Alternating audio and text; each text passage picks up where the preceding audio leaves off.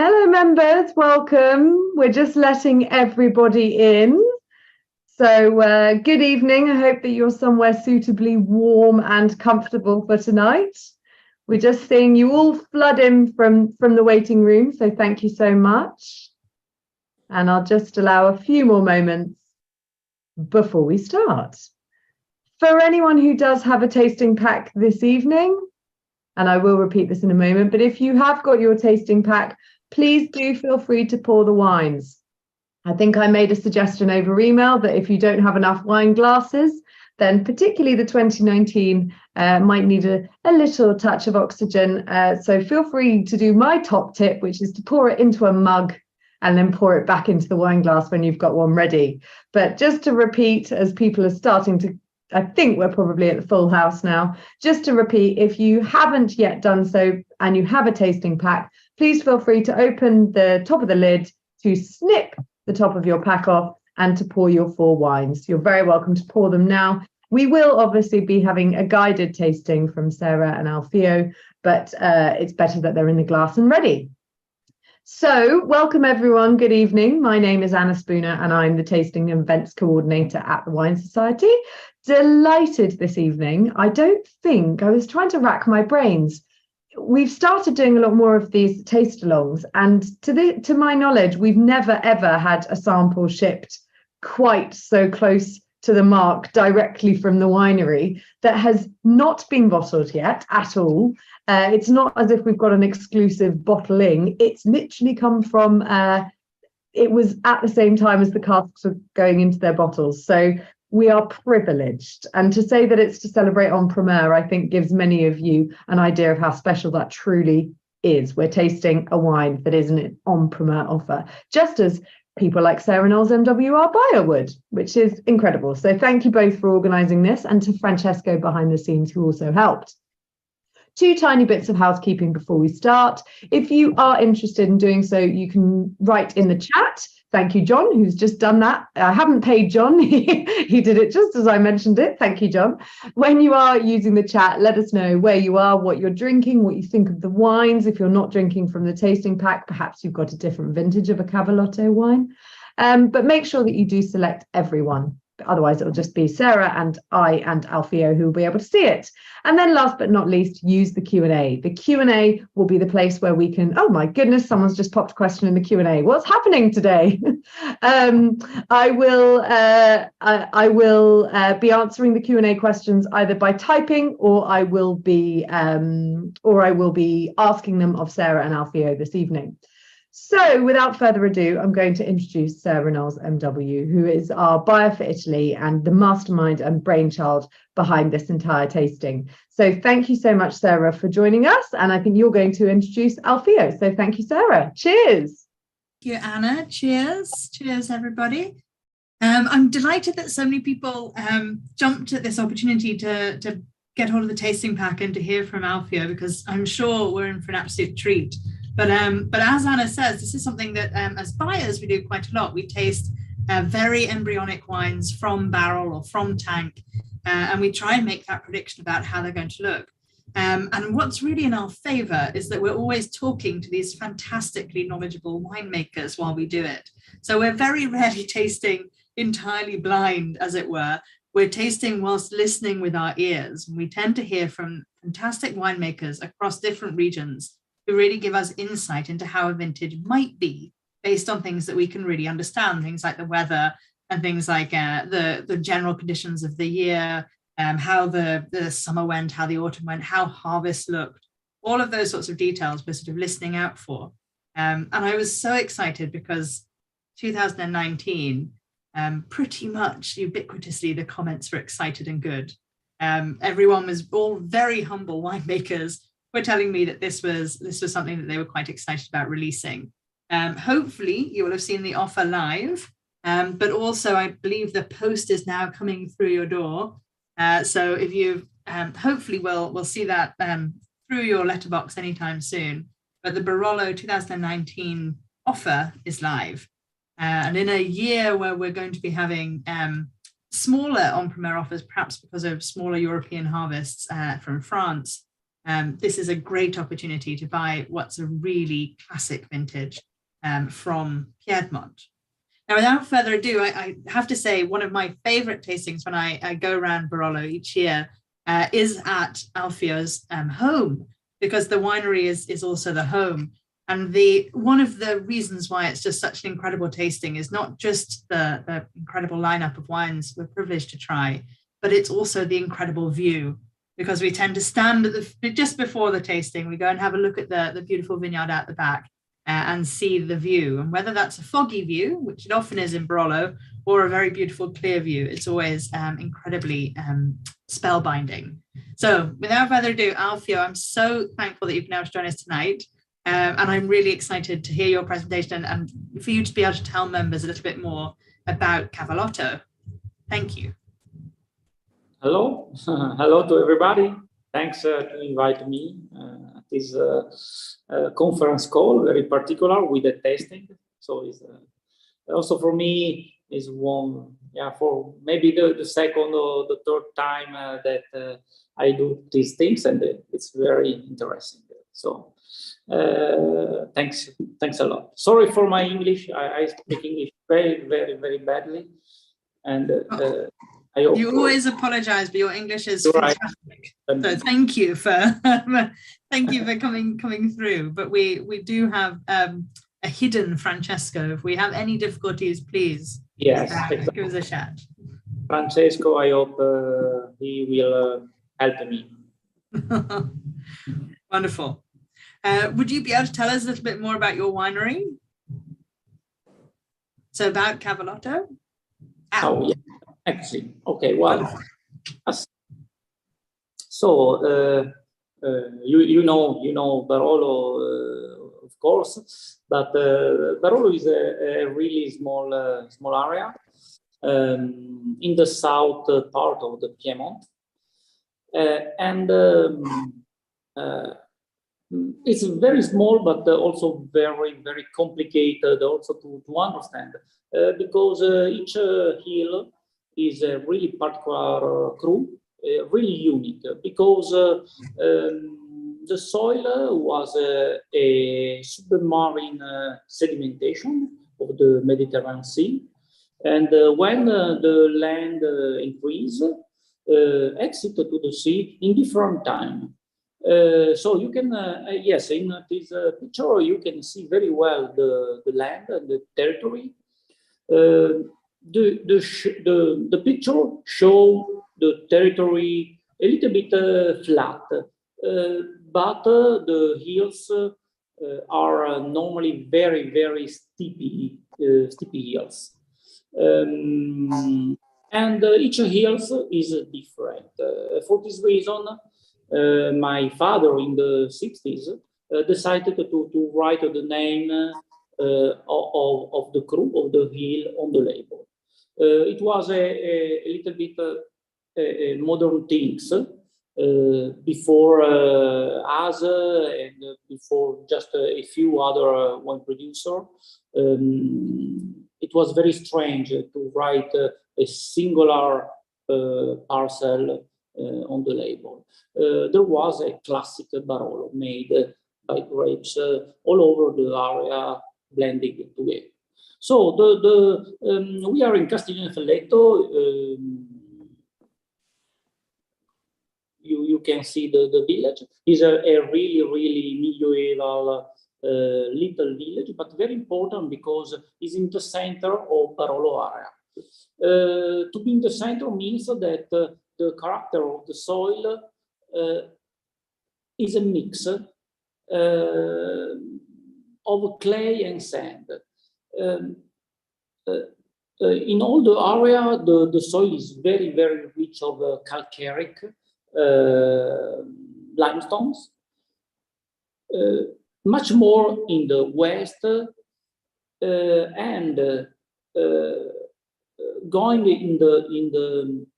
much more in the east, but going in the west, the quantity of sand increase.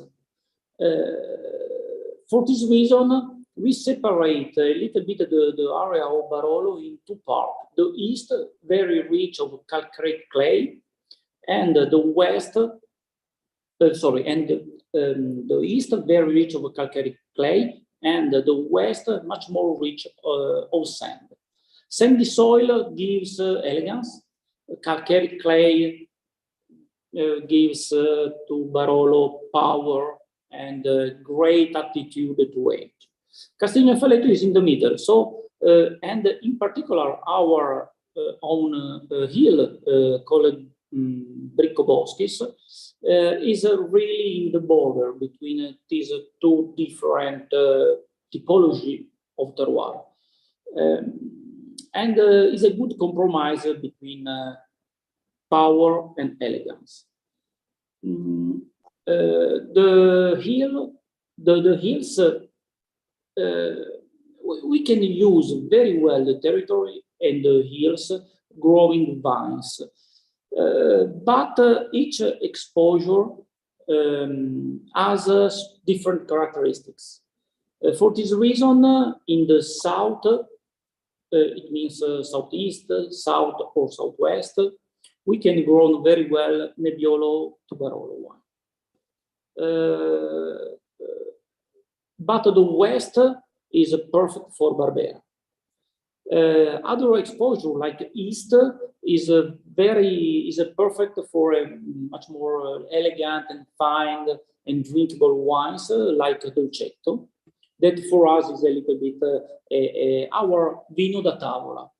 Is a DOC, of course, but for us it is a little bit like table wine. The north is a problem because in the north we have not any indigenous variety of vines that grown well the north exposure. Historically, we leave forest, perfect for truffles, for white truffles, or in other places, hazelnut. Yeah, hazelnuts and truffles feels like a great compromise for northern exposure. And so we are a very old family in Castiglionfalletto. We arrived in Castiglionfalletto around in 1620, so a lot ago. But recently, just in 1928, my grandfather bought the entire hill Bricoboschis and the house and the cellar, of course. The name is a little bit strange. In the past, before 1890, it was called just Bricco, or in medieval period, it has a military name, Bricco Bastiglia, because there was a watchtower on the top of the hill. Now it doesn't, unluckily, it doesn't exist no more. And well, in 28, my grandfather with my grandfather began to produce wines, but just a few in the bottle. The most part was sold in Damigiana or in bigger glass container without a label. After the Second War, the new generation, so thanks to my father and my uncle, they were very young in that moment. But in 1946, finally, we vinified the entire production of our grapes for a bottle production of wine. In 48, we registered the name no more as just a farmer wine grower, but as a wine grower and wine producers. We were probably the first wine grower that became a different thing. Now it's unbelievable, but until 80s, the most part of the producer of the grapes didn't produce wine. They just were wine growers that sold the grape to commercial wineries. So my grandfather has been absolutely one of the first in the area, putting together these two different kind of job of work, and now is normal. Now practically now the market of the grapes is less than 6% of the wine produced. So it means that luckily the farmers become wine producers. Oh. Oh, it's a long family business that you're now inheriting. And of course, it must feel like it's a lot to take on sometimes. With luckily you have your brother and sister, but yeah, but it's a very long to be just a farmer. We are not an aristocratic family. Of course, in Piedmont, there were many aristocratic families, but they collapsed. At the end of the 19th century, Phylloxera arrived also in Piedmont, a little bit in delay with respect to France, but Phylloxera destroyed the most part of the vineyards. In this kind of terroir, it's impossible to grow very well other things because the soil is so rich of calcareous clay and the pH is so high that it's impossible to grow other things, corn, potatoes. I don't know. Yeah, is not convenient. Yeah, Not. It's not good agricultural land. So the value of the land go very down, and this was very cheap. And for aristocratic families that had many farmers as workers, they decided to sell for really few the land. For this reason, now actually the territory is separated in very small parcels. And for the first time, it wasn't so good for the market because farmers are not.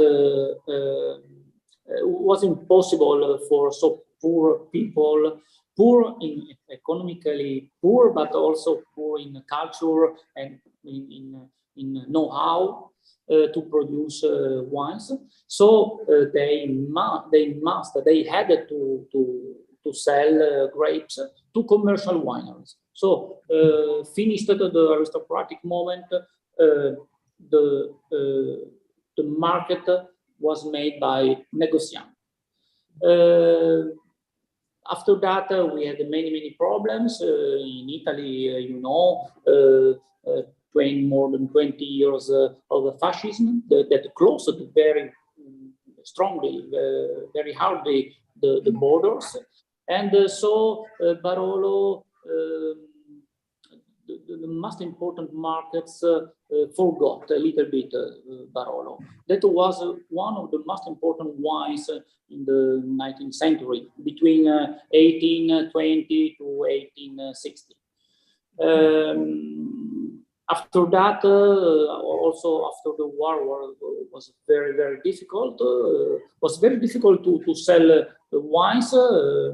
In Piedmont, the most part of the bridge were broken, and my father said that to sell just a few cases in Torino was necessary to spend 2-3 days traveling for just a few miles of distance. The market has very changed. complicated. And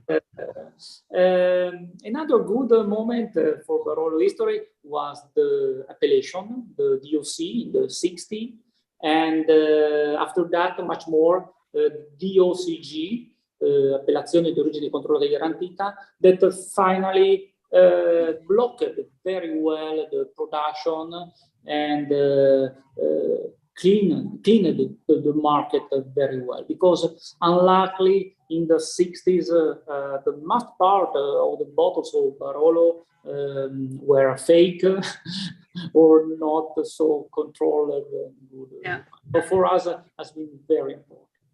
And the last moment recently in 2010, finally a little bit, not a little bit, in very delay, finally we officialized the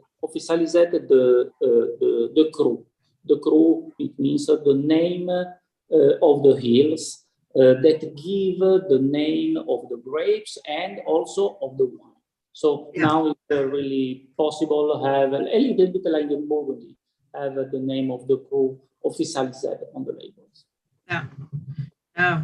No, and as I think as Barolo's fine wine name sort of goes through the roof, having that level of detail for all of us as customers to be able to learn about different vineyards and the sub-regions and regions and what's impacting the difference is really just going to fuel our interest, because of course Nebbiolo so brilliantly shows terroir and difference and the nuances that you can get with the locations that you have.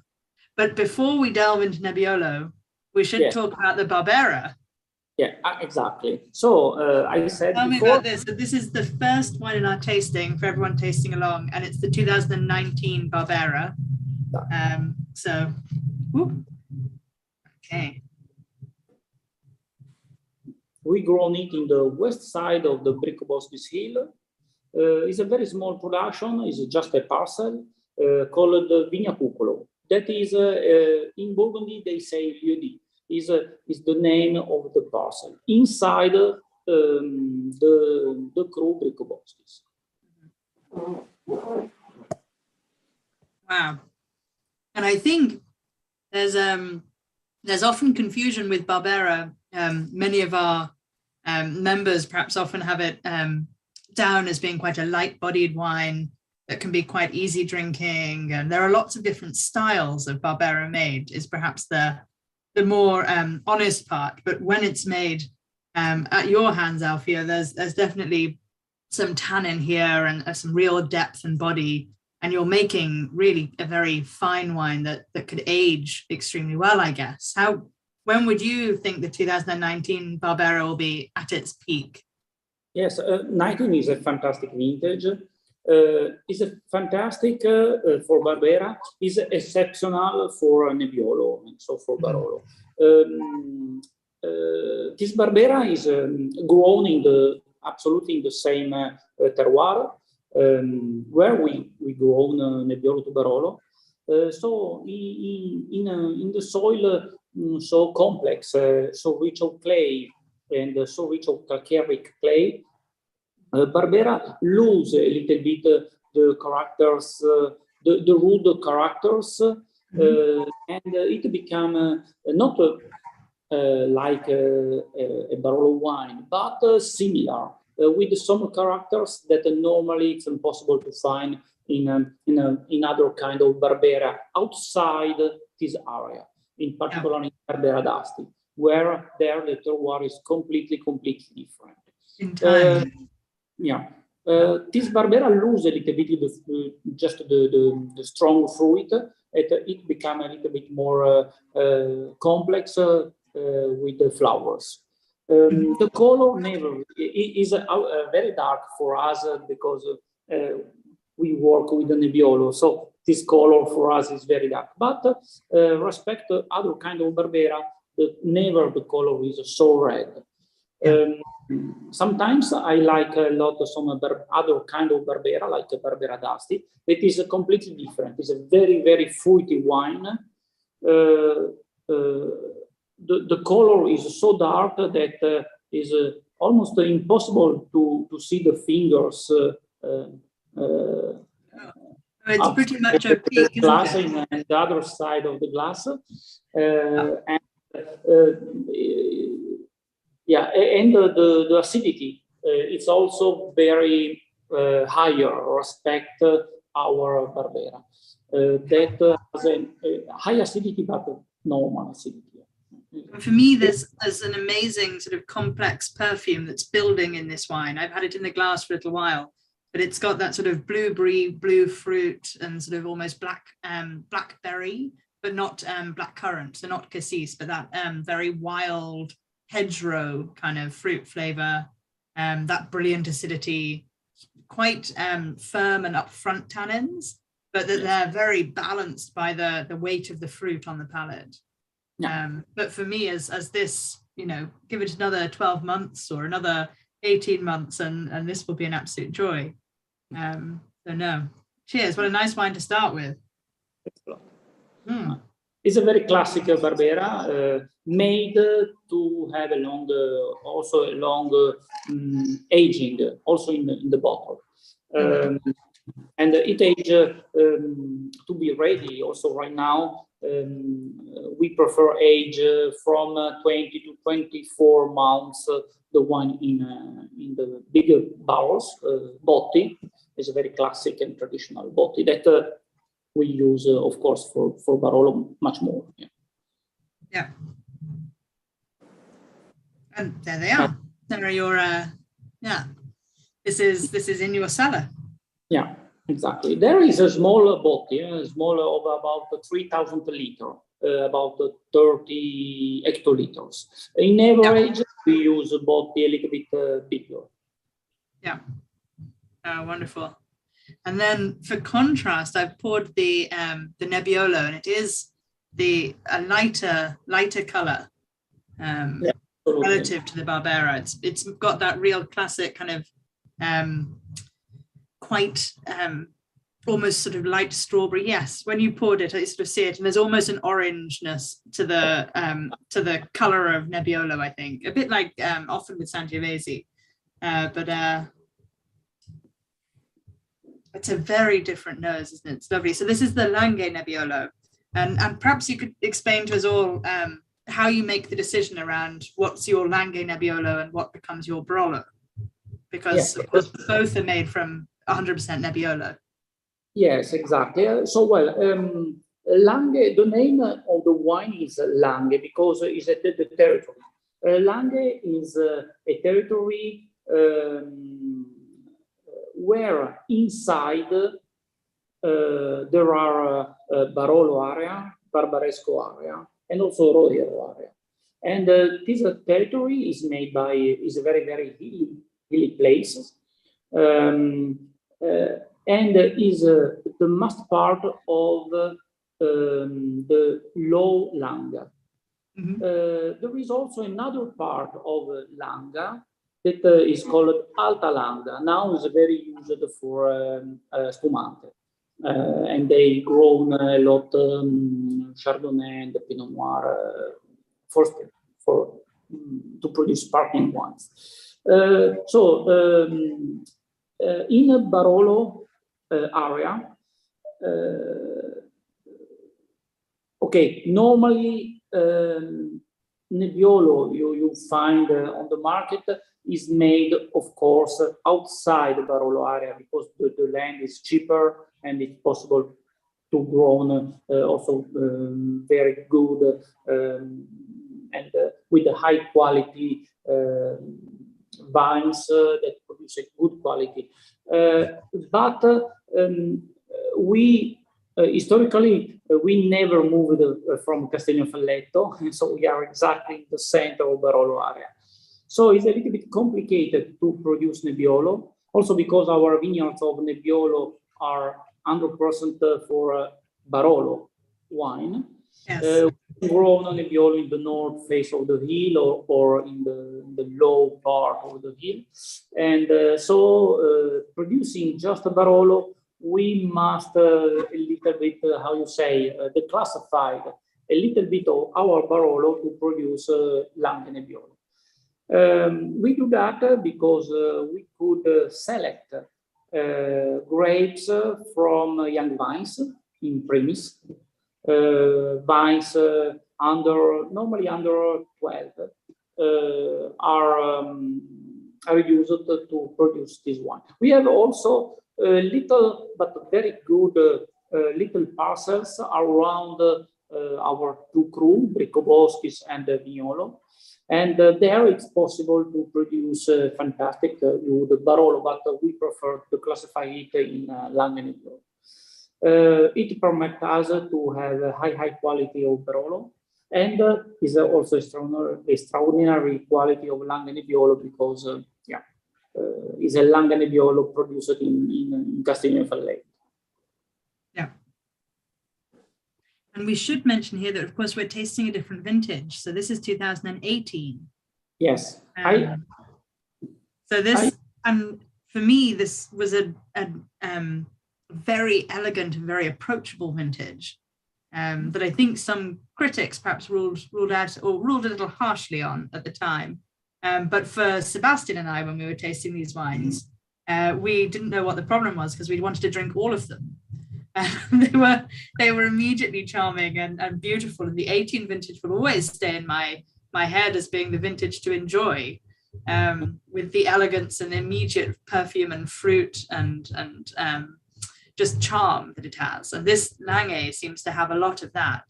So it's got an incredibly complex perfume already that's got that lovely cherry with a little bit of spice and almost leather, but very complex and floral. And then I often get things like black tea, and as well as things like roses and more traditional notes on the palate. But that's really singing now. I think this doesn't need any more time. I would drink this perhaps before the Barbera from 19. I wonder what everyone's thinking on the tasting along with us, whether that seems to sit down very easily for me. It's that red apple, very forward fruit elegance is making it very approachable now. We've had exactly that comment, Sarah. One member's mentioned that it's almost tasting a little bit more open, and I think what that member means is it is a very approachable wine already, isn't it? Yeah. And actually, if members were decided to dip their toe in the water last year and buy some of the 2018 Barolos, as Alfio has admitted, this really is a baby Barolo in all but a little bit of aging and his selection. Really, the 18 Barolos from perhaps lighter producers or producers with areas on more more on the western side, so less tannin and more of that perfume on the sandy soils. They're really looking good now. They're going to hold. There's no rush in a cellar, but they're going to be enjoyable sooner. And a wonderful pair. I should mention to members as well that both of these wines are available on the website, and in the follow-up email I will send around the details of these two wines. And if you purchased a pack, you also get 10% off these wines. So they feel like a very, very shrewd purchase, if I must say so myself. I'm really enjoying them. Lovely. I'll let you continue. And if there are any other member thoughts, I'll be sure to pipe up, Sarah. Thank you. I guess that leads us on to the 19 Barolo sample that you very kindly shipped at speed for us, Alfio. So for members, this is an absolute sneak preview, and this is only 8 weeks since I tasted it in Barolo. So cheers, everybody. Oh, my goodness, the intensity on this. There's So tell us about 2019. How was the vintage for you? It's a perfect vintage without critical moments. Sometimes it's possible to have a fantastic, good season, etc. But often in springtime or during the summer or in the September, there are something not perfect, and so it's necessary to work a little bit more in the vineyards to save the situation. In 19, it was a really classic season with good soft storm that refresh the summer. The production in general is not a high production. Probably this is for some rain, probably a few hours more of rain in springtime. Probably a little bit on the flower, but the reduction of the production of about 20% guarantee also an exceptional quality. After that, the summer was warm, but with some good rains. The autumn, the fall was fantastic, good, and it was possible to live very slowly, to leave the grapes on the plants,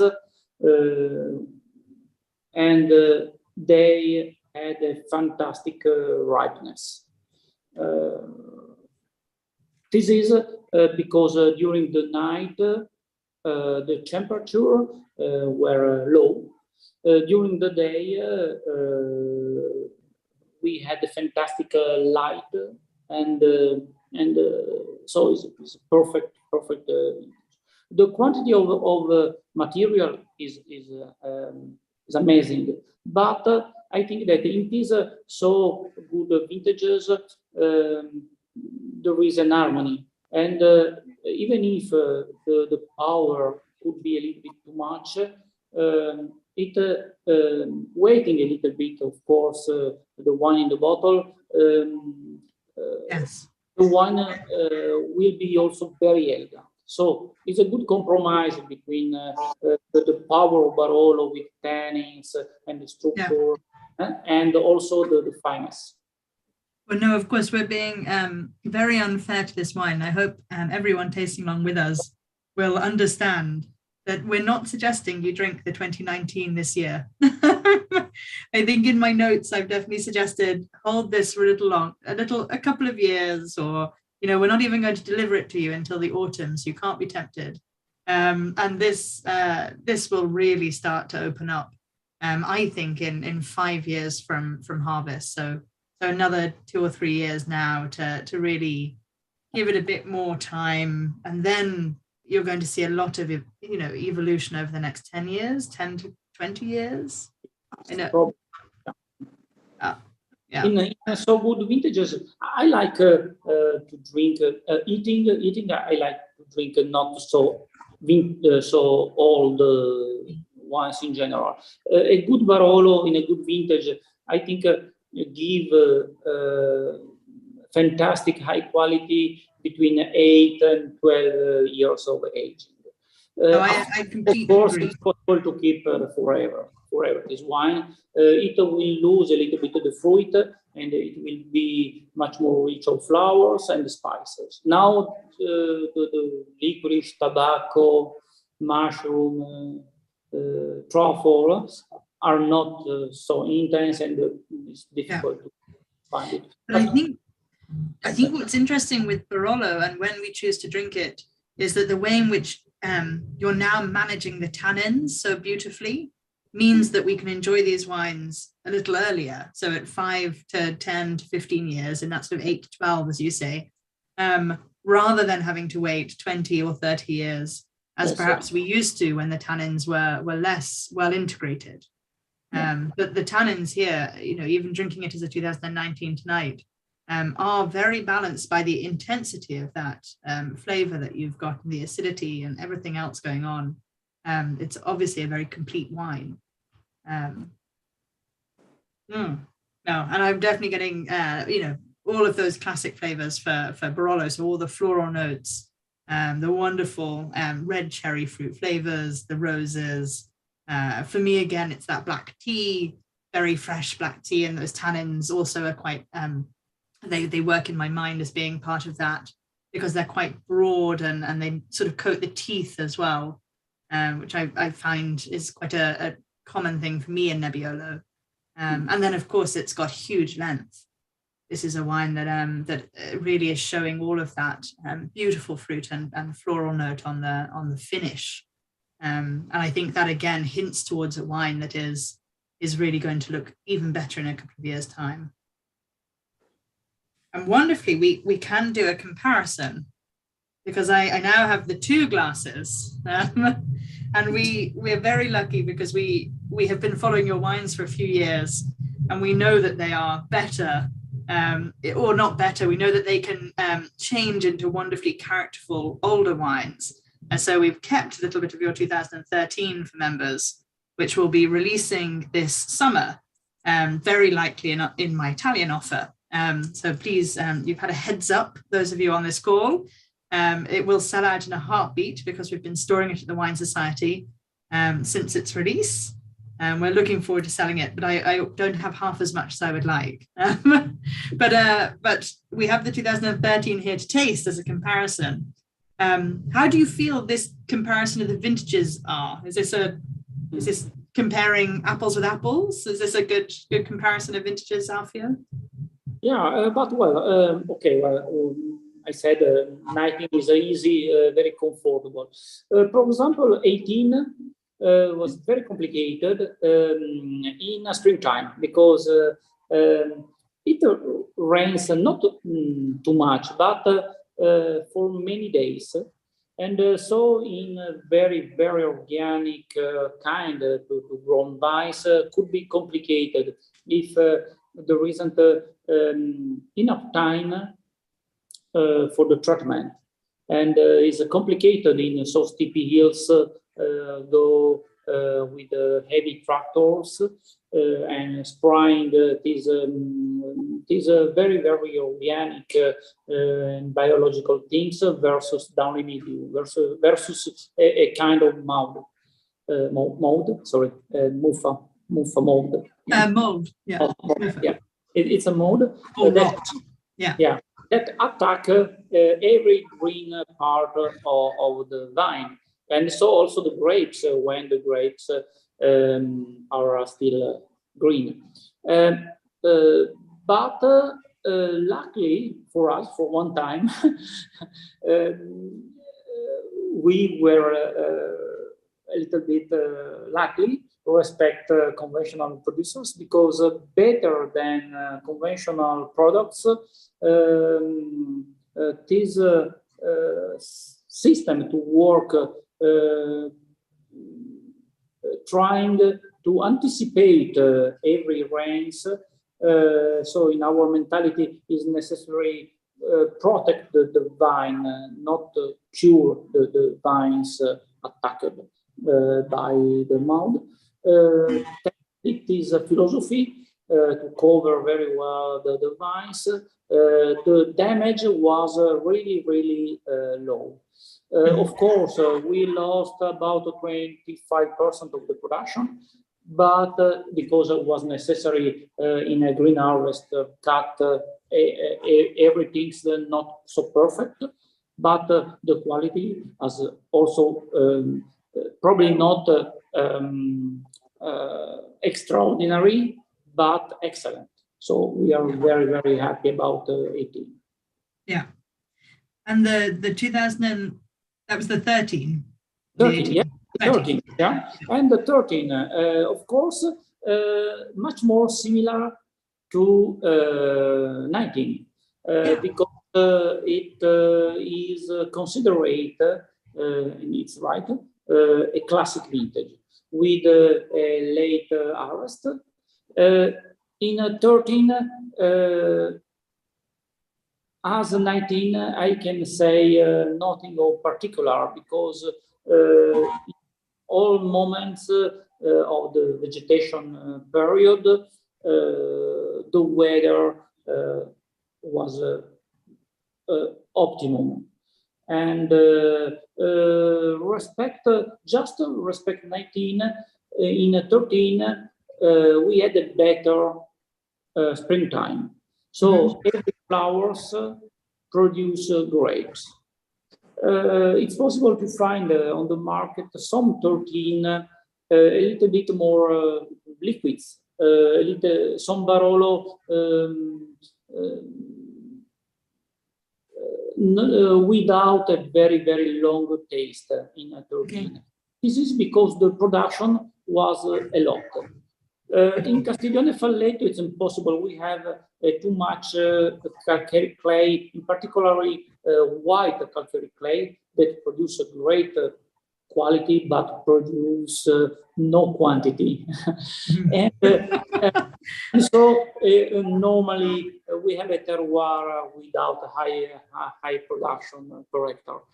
But in 13, a little bit like in I don't know, I remember 2004 or in 1990, it was necessary have a little bit strong green harvest. Some and eliminating some grapes that will be too much to obtain exceptional quality. I don't agree producers that have a very, very, very strong green harvest, because there is too much concentration and too high sugar, too low acidity. Is necessary have to anticipate harvest, and I don't agree with it. But in particular in organic production, is necessary work well in that moment and eliminate just a little bit. Yeah. Wow. As a comparison, these two vintages, at least in the glass, are looking incredibly interesting. I think the 13, I think we've had some comments popping up, but it's just fantastic. It's blowing me away. The complexity and the depth of flavor and how balanced it is now is really just singing 10 years on. This is an exciting wine. I hope everyone's enjoying it. But yes, everyone will need to get there very quickly onto the website when the Italian offer goes live in May, because I suspect this stock won't last long. But apart from that, I've seen Anna's just come back on screen, which usually means that there are some questions and we might already be running late. So I will. You're perfectly on time. I didn't want to interrupt in any way the joy of the 2013 vintage. So thank you both so much for sharing that. And Alfio, thank you for sharing your wines. Before I do go on to the questions, I just wanted to say we were so blessed to get this little limited 2019. It really is so special and such a unique experience. And for members who said they've never tasted a Barolo this young, for someone like Sarah, this is her job. So I think we should all praise Sarah for, she has to unpick these wines before she does, and make the recommendations of when to drink them. So thank you, Sarah, as well, for your wonderful Italian buying and for introducing us to the 2019. So thank you both. So we do have a couple of questions. And yes, you've had a few great jobs, Sarah, and cheers, Sarah, popping up in the chat. Someone's got to do it, don't they, members? We do have a few questions in the chat. I'd like to start. Hopefully, Marcel, we've answered your question on 2013. That will be available from May. And then the first question I'd like to start with is from Andrew, quite a controversial but fun question. Does Alfio have a view on wine closures? Is cork the preferred closure, or have considerations for alternatives such as screw cap ever been considered? So over to you, Alfio.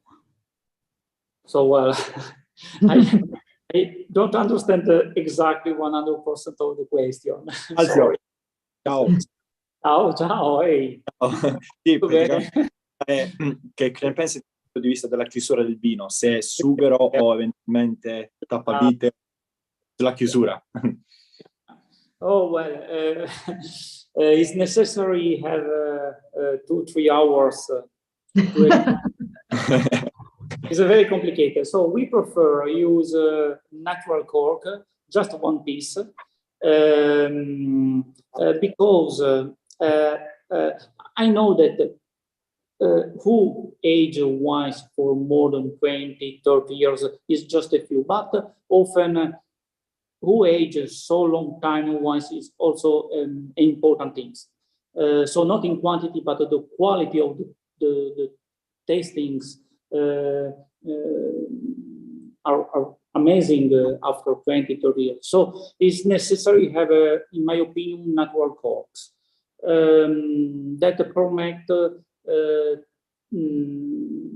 to have an elastic closure. But in the same time, it's possible to have a little bit of evolution in more. Of course, if we close completely the bottle, the wine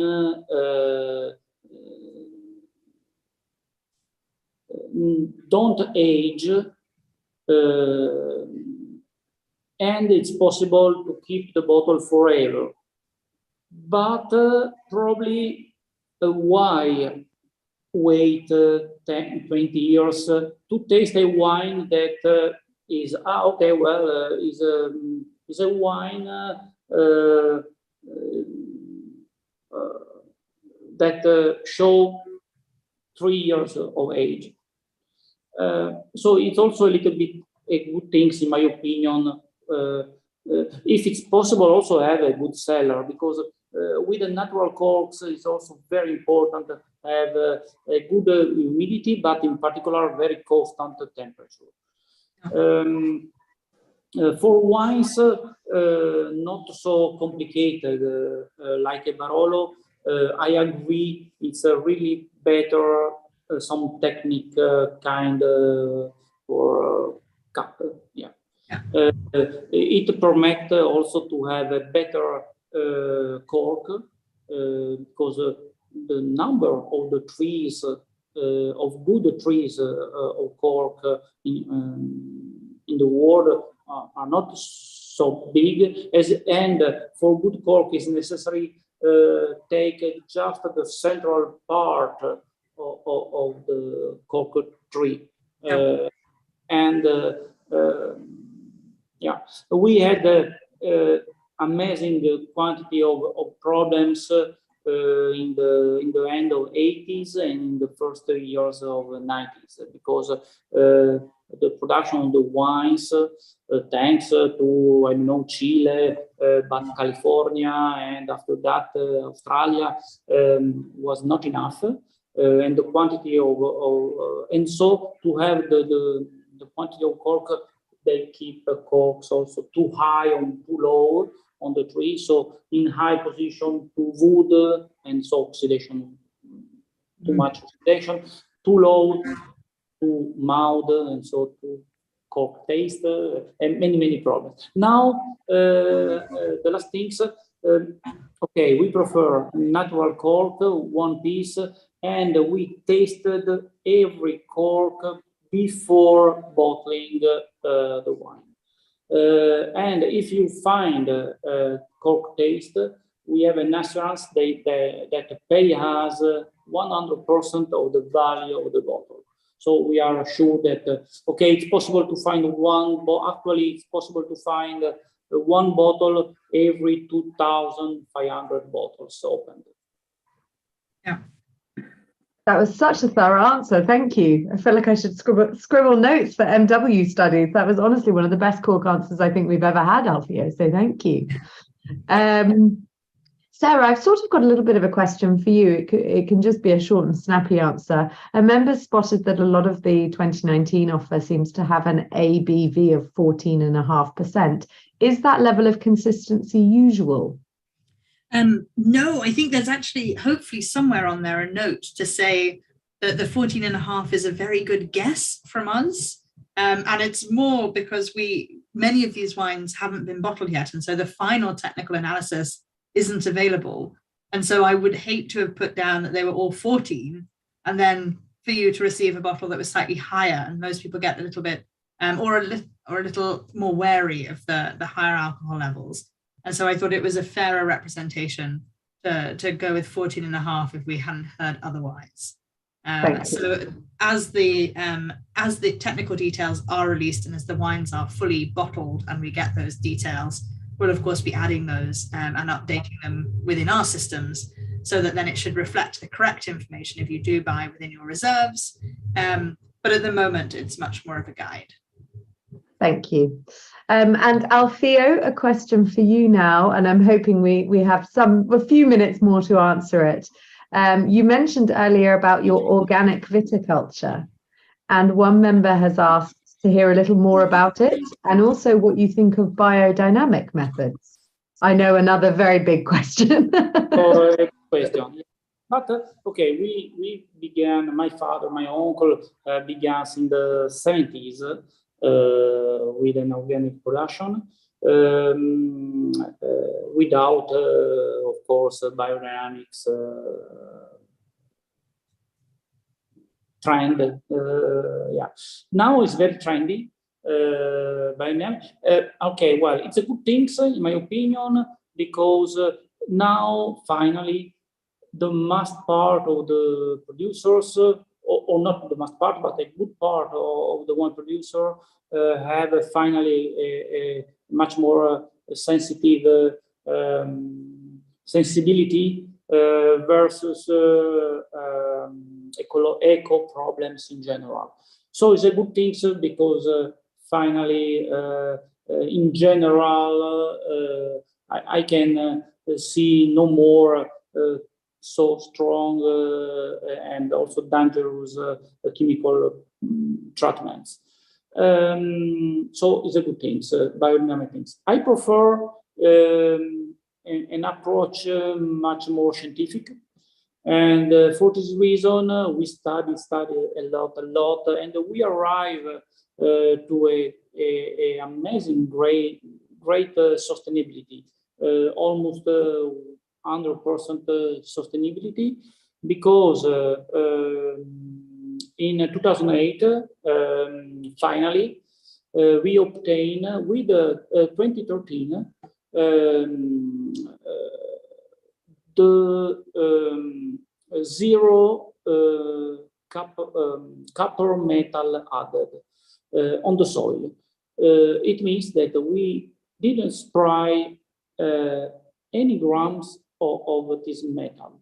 The copper is not a dangerous metal for our health, but year after year is centuries that we use copper, and on the soil it added year after year, and there is an accumulation. It could be dangerous versus good macrobiotic organism. Also, the worm of the soil that give a fertility of the soil. This metal on the soil could be toxic. So we eliminate it.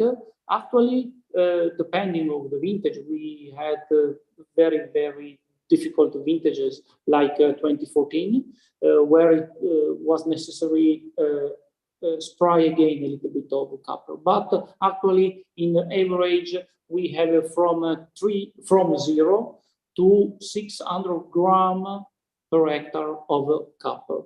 It means that is like a macro elements on the soil, and there isn't any accumulation. Biodynamic can spray 2 kilos. In the past was 3, maybe probably last year they reduced the quantity up to 2 kilos. Organic producer, just a bio, it was 6 kilos, and now I think 4. Yeah, so we are about 10 times lower the value of biodynamics, and it's a great goal, of course. and we substituted the copper with very, very organic things like essential oil of sage, but it is very expensive. Now we introduce essential oil of orange, but it's a little bit toxic also versus is very organic, but the vines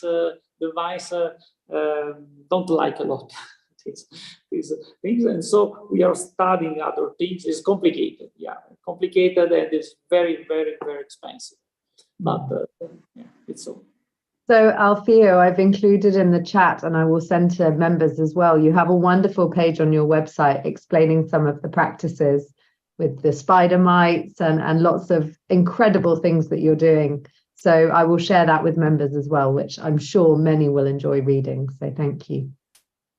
I'm conscious of time. I was very, very happy to overrun. I could listen to you both for another, well, forever, and especially if somebody poured me some more wines. But thank you very much for all of your time this evening.